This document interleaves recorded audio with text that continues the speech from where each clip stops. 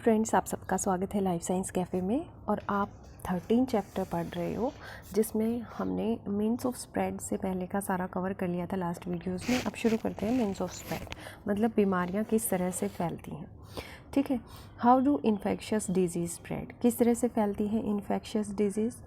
Many microbial agents can commonly move from an affected person to someone else in a variety of ways. बीमारियां क्या करती हैं, एक infected person से microbial agents के through move करते हैं किसी हेल्दी पर्सन में। कई तरीके से करती हैं वो। इन अदर वर्ड्स, दूसरे शब्दों में हम कह सकते हैं they can be communicated and so are called communicable diseases. वो कम्युनिकेट होती हैं, इसलिए हम उनको कम्युनिकेबल डिजीज़ भी बोल सकते हैं। Such disease causing microbes can spread through air. These occur through the little droplets thrown out by infected person who sneezes or cough. ऐसी डिजीज़ जो होती है माइक्रोब्स जो होते हैं, छोटे छोटे ऑर्गेनिज्म, उनसे स्प्रेड होती हैं एयर में। और ये कैसे होता है, लिटिल ड्रॉपलेट्स की फॉर्म में आ जाते हैं बाहर। जब भी कोई इन्फेक्टेड पर्सन स्नीज करता है, छींकता है या फिर कफ निकलता है, तब ये ड्रॉपलेट्स की फॉर्म में ये माइक्रोबियल ऑर्गेनिज्म बाहर आ जाते हैं। जो भी जिस पर्सन ने जो इन्फेक्टेड पर्सन है उसके पास कोई खड़ा होगा और वो उस एयर में सांस लेगा, तो ये ड्रॉपलेट्स उसके सांस के साथ अंदर चली जाएंगी और जो माइक्रोब्स होंगे उन ड्रॉपलेट्स में उनको चांस मिल जाएगा कि वो एक नया इन्फेक्शन शुरू कर सकें। एग्ज़ाम्पल के तौर पे आप समझ सकते हो, जैसे कोई डिजीज़ है एयर से स्प्रेड हो रही है, वो क्या है, कॉमन कोल्ड, निमोनिया और ट्यूबरकुलोसिस। जो टीबी होती है वो भी एयर से स्प्रेड करती है, निमोनिया भी एयर से स्प्रेड करता है और कॉमन कोल्ड भी। तो जिस भी पर्सन को निमोनिया है या कॉमन कोल्ड है, ट्यूबरकुलोसिस है, आप उसके कांटेक्ट में नहीं आए, अदरवाइज़ आप भी वो कम्युनिकेबल डिजीज़ के कांटेक्ट में आ जाएंगे, ये डिजीज़ कम्युनिकेट कर जाएंगी। ठीक है, we all have had the experience of sitting near someone suffering from a cold and catching it our. हम सबको एक्सपीरियंस होगा कि जब भी हम किसी पर्सन को कोल्ड हुआ होता है उसके पास बैठ जाते हैं तो हमें भी हो जाता है वो। Obviously the more crowded our living conditions are more likely it is that such airborne disease will spread. जैसे ही मतलब क्राउडेड एरिया रहेगा जिसमें हम रहते हैं, तो उसमें उतने ही ज़्यादा चांसेस हैं कि जो एयरबोर्न डिजीज़ होती हैं वो स्प्रेड करेंगी, फैलेंगी। अब इस पिक्चर से दिखाया गया है कि किस तरह से एयरबोर्न डिजीज़ जो होती हैं वो स्प्रेड करती हैं। सपोज़ ये इन्फेक्टेड पर्सन है, जो इसने छींक दिया या खांस दिया तो क्या होगा, स्मॉल ड्रॉपलेट्स होती हैं वो इवेपोरेट हो जाती हैं। वो ड्रॉपलेट्स इस जोन में, इतने जोन में वो इवेपोरेट हो जाती हैं। जो हैवी ड्रॉपलेट्स होती हैं वो सेटल हो जाती हैं ग्राउंड में 2 मिनट्स या 4 मिनट मैक्सिमम। लेकिन जो न्यूक्लियाई, जो ड्रॉपलेट्स स्मॉल हैं, बहुत छोटी हैं, वो एयर के साथ मिनट्स या आवर्स लेती हैं, बहती रहती हैं सेट होने में। वेंटिलेशन के थ्रू वो जाती हैं, लेकिन उसका टाइम मिनट टू आवर्स होता है। तो इसलिए ये नहीं सोचना चाहिए कि कई घंटे हो गए, किसी इन्फेक्टेड पर्सन ने छींका नहीं है। तो इसमें क्या लिखा हुआ है कि जो एयर बोर्न डिजीज़ होती हैं, एयर से ट्रांसमिट होती हैं जो डिजीज़, वो इजीली कैच हो जाती हैं, इन्फेक्टेड पर्सन इजीली स्प्रेड करता है उन्हें। लेकिन जो क्लोज्ड एरिया होते हैं, वो न्यूक्लियाई जो होते हैं, ड्रॉपलेट्स जो होती हैं, वो सर्कुलेट करती हैं और इससे ज़्यादा रिस्क रहता है कि सबको वो बीमारी हो जाए। जो ओवर क्राउडेड एरिया होते हैं या पुअरली वेंटिलेटेड हाउस होते हैं, उनमें क्या होता है, मेजर फैक्टर होता है कि ये एयरबोर्न डिजीज़ जो है स्प्रेड कर जाएंगी। Disease can also be spread through water. अब हमने अभी तक पढ़ा था कि जो एयरबोर्न डिजीज़ होती हैं वो जल्दी फैलती हैं, लेकिन अब हम पढ़ेंगे कि वाटर से जो डिजीज़ स्प्रेड होती हैं वो किस तरह से होती हैं। पानी से भी फैल सकती हैं। जो ये क्यों होता है, जो एक्सक्रीटा होता है ना किसी का भी, किसी इन्फेक्टेड पर्सन का, वो इन्फेक्शियस गट डिजीज़ जो जिसको होती हैं, जैसे कोलेरा है, वो मिक्स हो जाता है ड्रिंकिंग वाटर से जो उस एरिया में रह रहे थे। तो ये हमारी लापरवाही की वजह से होता है कि एक्सक्रीटा भी पानी के साथ मिक्स हो जाता है और हमें वो पानी पीना पड़ता है। जैसे cholera causing microbes will enter new host through the water. जिस बंदे को कोलेरा है और उसका एक्सक्रीटा पानी में मिक्स हो गया, तो वो क्या होगा, माइक्रोब्स उस नए होस्ट में चले जाएंगे। होस्ट क्या होता है, जहाँ पे वो माइक्रो ऑर्गेनिज्म किसी नए बंदे में, किसी नए इंसान में जाएंगे तो वो उसका होस्ट हो जाएगा। जब वो ड्रिंकिंग वाटर लेता है, इस कलेरा इन्फेक्टेड वाटर को पीता है, तो वो नए होस्ट में एंटर कर जाएंगे और डिजीज़ कर देंगे उनमें शुरू। ऐसी disease much more likely to spread in absence of safe supplies of drinking water. जहाँ पे सेफ सप्लाई नहीं होती, साफ़ सुथरा पानी नहीं आता, वहाँ पे इनके चांसेस ज़्यादा होते हैं। Sexual act is one of the closest physical contact to people can have with each other. Sexual act भी एक ऐसा है जो फिज़िकल मतलब कांटेक्ट होता है इसमें, और जो बंदे होते हैं वो क्लोज हो जाते हैं बहुत ज़्यादा। सरप्राइजिंग नहीं है ये, बहुत ज़्यादा माइक्रोबियल डिजीज़ ऐसी हैं जैसे सिफिलिस है, एड्स है, जो ट्रांसमिट होती हैं सेक्सुअल कांटेक्ट से एक पार्टनर से दूसरे पार्टनर में। However, such sexual transmitted disease are not spread by casual physical contact। ऐसी डिजीज़ जो होती हैं वो कैजुअल कांटेक्ट से नहीं होती। जैसे आपने हेलो कर लिया किसी बंदे से जिसको एड्स है और आपने हेलो किया तो आपको भी हो जाएगा, नहीं, वो सिर्फ सेक्सुअल कांटेक्ट से ही होती है, नॉर्मल हेलो फिजिकल कांटेक्ट से नहीं होती।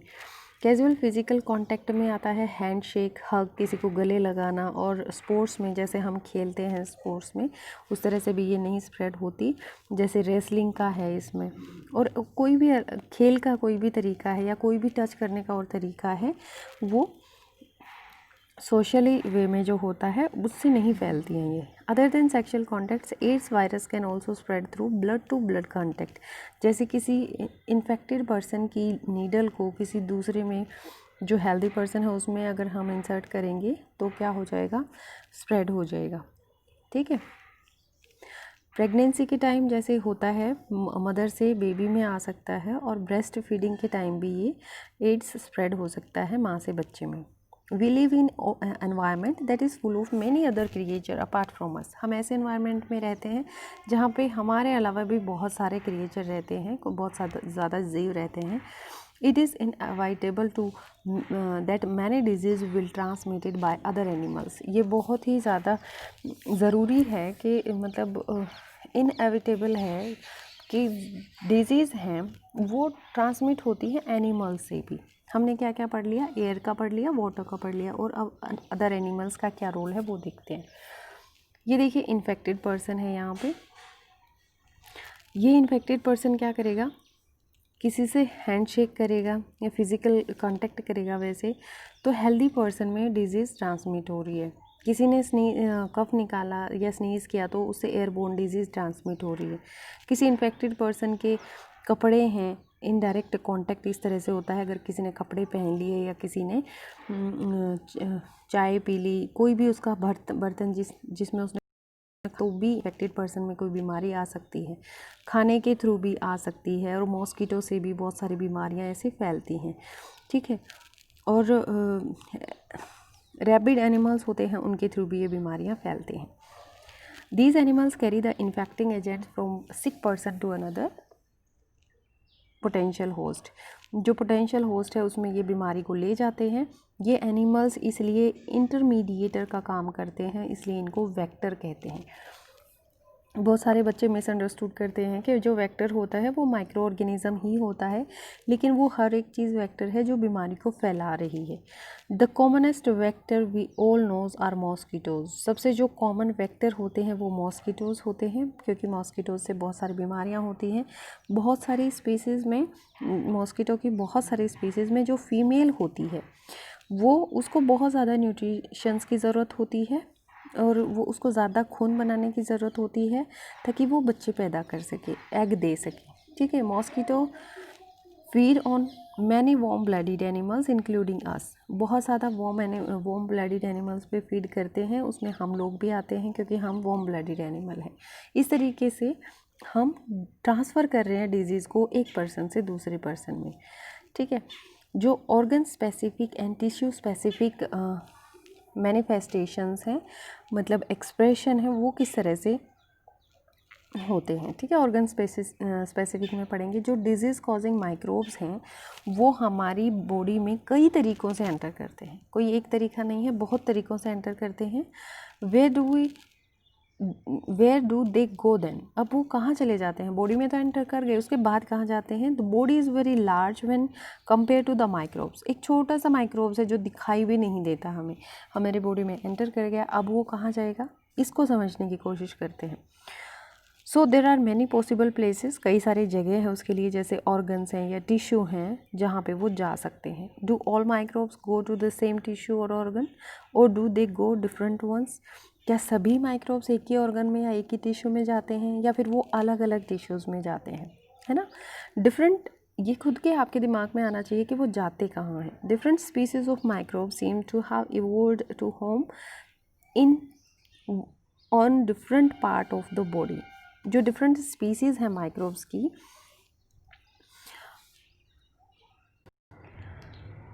डिफरेंट स्पीसीज़ हैं माइक्रोब्स की, उन्होंने क्या किया, तरीके निकाल लिए, अपना घर बना लिया, अलग अलग बॉडी पार्ट्स को अपना घर बना लिया। In parts this selection is connected to their entry, point of entry क्या है उनकी, इसके ऊपर डिपेंड करेगा कि वो किसको अपना घर बनाते हैं। अगर वो एयर से हमारी बॉडी में जाते हैं, जैसे नाक से जाते हैं, हम सांस लेते हैं उसके थ्रू जाते हैं, तो वो पॉसिबिलिटी है कि वो लंग्स में जाएंगे सीधा। ये किस में हमने देखा था कि जो बैक्टीरिया जो टीबी कॉज करते हैं, ट्यूबरकुलोसिस करते हैं, उन बैक्टीरिया में ये देखा गया है कि वो सीधा लंग्स में जाते हैं। अगर वो माउथ के थ्रू एंटर करते हैं, they can stay in the gut lining like typhoid causing bacteria, अगर वो मुंह के थ्रू जाते हैं तो जिससे टाइफाइड होता है उस बैक्टीरिया की तरह वो हमारी गट में रहेंगे, गट लाइनिंग में रहेंगे, ठीक है। If they can go to the liver, likely the virus that cause jaundice, और वो लीवर में भी जा सकते हैं, जो वायरस ऐसा होता है जो जॉइंडिस कोज करता है, तो वो हमारे लीवर में भी जा सकता है। But this need not always be the case, ये हमेशा ये केस नहीं होता। Any infections like HIV that comes into our body by the sexual organ will spread to lymph node all over the body, जो ऐसे हमेशा ये possible नहीं होता, जो हमने ऊपर बताया कि वो हमारे गट्स में ही रहेंगे या लीवर में चले जाएंगे या लंग्स में चले जाएंगे, जैसे HIV कॉजिंग है, तो जब भी वो हमारी बॉडी में सेक्सुअल कोर्स के थ्रू जाएगा तो वो लिम्फ नोड में, पूरी बॉडी के लिम्फ नोड को घेर लेगा। मलेरिया कॉजिंग माइक्रोब्स जो हैं, जो मॉस्किटो के काटने से हमारे बॉडी में जाता है, वो लीवर में चला जाएगा, रेड ब्लड सेल्स में चला जाएगा। तो डिपेंड करता है कि जैसे उनकी एंट्री होती है वैसे ही उनको घर मिल जाता है। जो जापानीज़ एनसेफेलाइटिस जो और ब्रेन फीवर जिसे कहते हैं, ऐसे अगर वायरस हमारी बॉडी में जाते हैं तो वो सिमिलरली एंटर करेंगे जैसे मॉस्किटो बाइट करेगा, ठीक है। But it goes on to infect the brain, लेकिन ये फिर कहाँ जाता है, हमारे दिमाग में चला जाता है, ब्रेन में चला जाता है। जो साइन और सिम्टम होते हैं किसी भी बीमारी के, वो डिपेंड करते हैं कि कौन से टिश्यू को उसने घेरा है, कौन से ऑर्गन्स को उस माइक्रोब ने टारगेट किया है।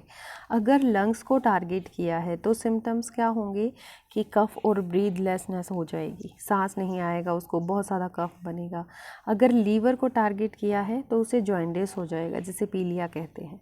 अगर ब्रेन को टारगेट किया है तो हेडेक शुरू हो जाएगा, जैसे ही हमारे दिमाग में वैसे ही छोटी टेंशन होती है तो हेडेक हो जाता है, वोमिटिंग हो जाती है, फिर और अनकॉन्शियसनेस शुरू हो जाती है ना, बेचैनी महसूस होती है। तो इस तरह से जिस ऑर्गन को टारगेट किया है, जो उसके लक्षण होते हैं उस बीमारी में, वो शुरू हो जाते हैं।